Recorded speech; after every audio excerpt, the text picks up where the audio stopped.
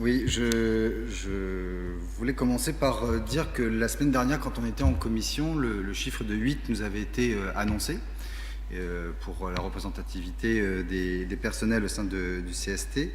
Et donc, en l'espace d'une semaine, le dialogue social a permis à ce que ce chiffre bouge à la hausse et que c'est une bonne chose, puisque il semble que plusieurs syndicats avaient demandé à ce qu'on soit au-dessus de 8.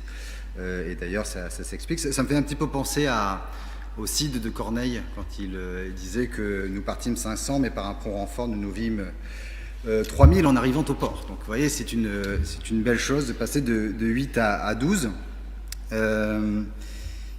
Aussi parce que, et c'est la note qui pourrait le dire, mais qui ne le dit pas, il y a un oubli, c'est le nombre d'agents que notre commune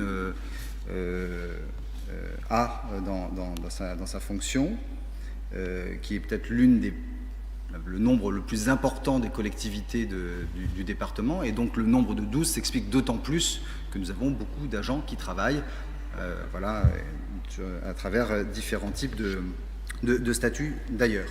Je me permets une dernière chose, monsieur le maire, puisque il me semble qu'en tout cas que concernant le collège des élus, qui représente ce conseil au sein du CST, que ce n'est pas une élection qui permet de savoir qui siégera, mais un arrêté du maire.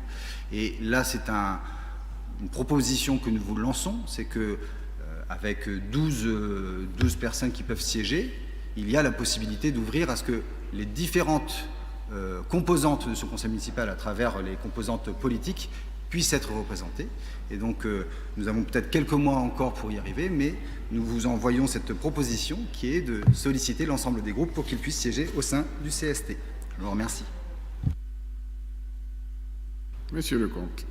Oui, je l'ai rappelé que nous avions une fonction d'employeur. Donc, je comprends votre demande.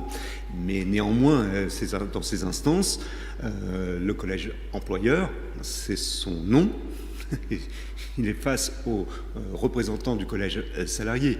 Je ne vois pas la cohérence qu'il y ait des élus de l'opposition. Enfin, le collège salarié va poser des questions au collège employeur. Donc ce sont les élus de la majorité.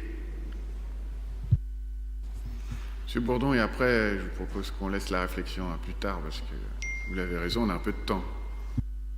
Oui, c'est juste pour peut-être éclairer ta réflexion, Ludovic. La note dit bien qu'il y a un certain nombre de points qui sont traités au sein du CST, fonctionnement et organisation des services, accessibilité des services et qualité des services rendus, examen des enjeux et des politiques d'égalité professionnelle. C'est des sujets sur lesquels on peut débattre au sein de ce conseil municipal. Et quand on est en dehors de ce conseil municipal, dans la ville, on rencontre des agents municipaux qui nous interpellent sur des questions de RH, de politiques menées diverses et variées. Et pour le coup, ça peut se faire.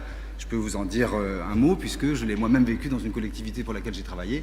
C'est une pratique qui peut se faire. C'est une marque d'ouverture, en tout cas, démocratique, et qui peut prendre en compte la question de la proportionnalité au sein de notre conseil municipal. Je vous remercie. Mais la réflexion est à